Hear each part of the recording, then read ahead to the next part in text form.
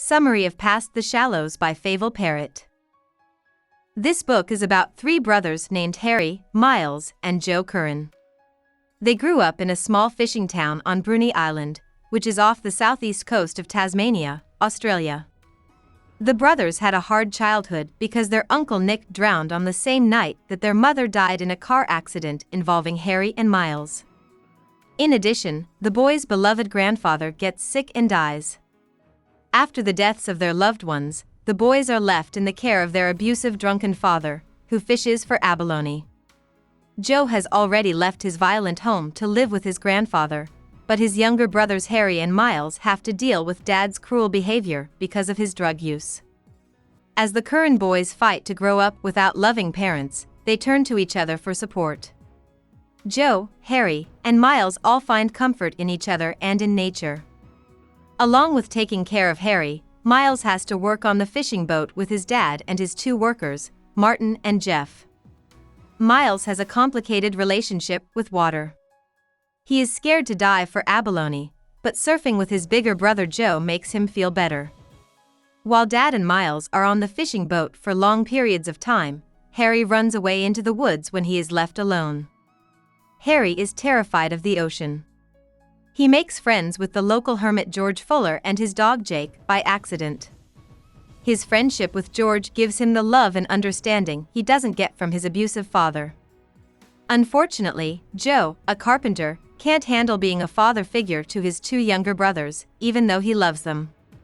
He spends years making a boat with the goal of sailing away from Bruny Island. Auntie Jean challenges Granddad's will and takes back the house he left for Joe, which makes the boys hesitant to get rid of Granddad's things. Miles finds a shark tooth necklace between the car seats and learns that their grandfather kept the pieces of their mom's car from the night of the accident. Miles can't figure out where the strange tooth came from and who could have left it in Mom's car.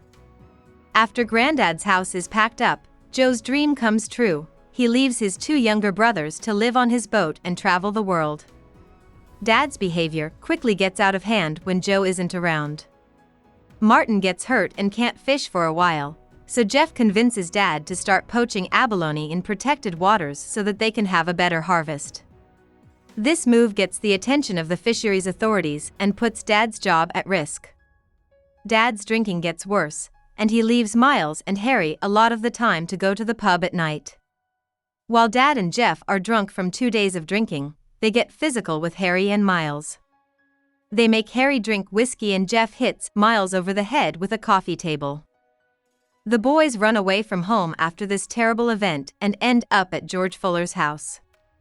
Miles chooses to leave Harry with Stuart Phillips, a classmate, because he knows Phillips will take good care of Harry.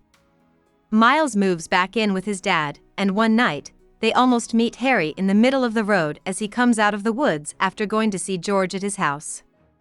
Dad is furious, so they bring Harry back to live with them. Soon after, Dad wakes Harry and Miles up before dawn for no apparent reason and makes them go out on the fishing boat, even though a fierce winter storm is coming. Miles tries to calm Harry down about being afraid of water while Dad and Jeff dive for abalone. He is cut off when he learns that the boat's engine has stopped, cutting off Dad and Jeff's air supply. Dad and Jeff finally get back to the surface. Dad is very angry with Miles and thinks he is to blame for the engine failure, which is not fair.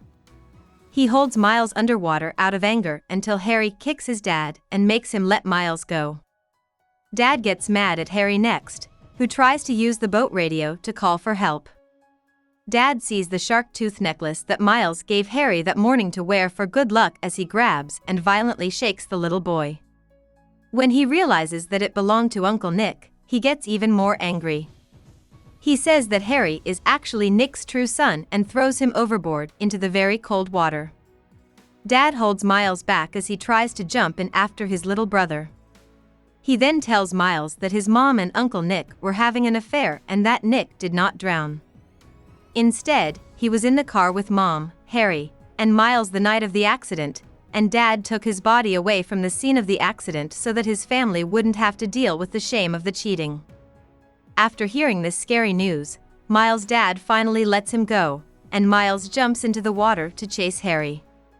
He frantically tries to save him and swim for land, but the rough waves around them make it impossible for him to find his way. It takes the brothers as long as they can to stay in the water until Miles loses consciousness from being too cold. He finds that he lived and that Joe has come back to stay by his bed when he wakes up in the hospital. It shocks Miles so much that he starts to cry when Joe tells him that Harry drowned and died.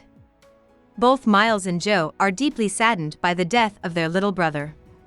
There's no sign of Dad in town, and the boys don't know what to do or where to go. They decide to leave Bruny Island after a short time living on Joe's boat docked near Granddad's house. Uncle Gene and other cousins were going to say a lot of platitudes at Harry's funeral, so Miles and Joe chose to have their own ceremony with George and Jake at the Cloudy Bay sand dunes. After burying Harry's beloved collection of beach finds, his brothers say goodbye to George, who had become Harry's best friend before he died. He gives Harry back the chain made of shark teeth that Miles had given him for good luck. This makes Miles realize that George found Harry's body. At the end of the book, Miles and Joe get on Joe's boat and leave Bruny Island. They are sad and hopeful at the same time, as they look to the future and start a new road. About the author. Favel Parrett was born on the mainland of Australia but mostly grew up in Hobart, Tasmania. Even though their parents' marriage was falling apart, Parrett was and still is very close to her younger brother James, who was the inspiration for Harry Curran. As a teen, Parrett and her mother spent the summers on the far south coast of Tasmania. The area's beautiful, majesty-like scenery and rough seas had a big effect on her, and she used them to inspire the setting for Past the Shallows. While she was a young adult, Parrett had a zine called Numb and always wanted to be a writer. But it wasn't until she was in her 30s that she really started to work on her skill. Parrett's first book, Past the Shallows, came out in 2011. She had studied professional writing and editing through a technical and continuing education program. She has since written and published a second book called When the Night Comes and has also added to many literary journals and other books. She has been shortlisted for a lot of literary awards and her books have been translated into many languages. Past the Shallows got the Dobby Literary Award and the Australian Book Industry Awards Newcomer of the Year Award in 2012. Hope we summarized it fully and you liked it. Please hit the like button and subscribe to our channel so that we are motivated to create more videos.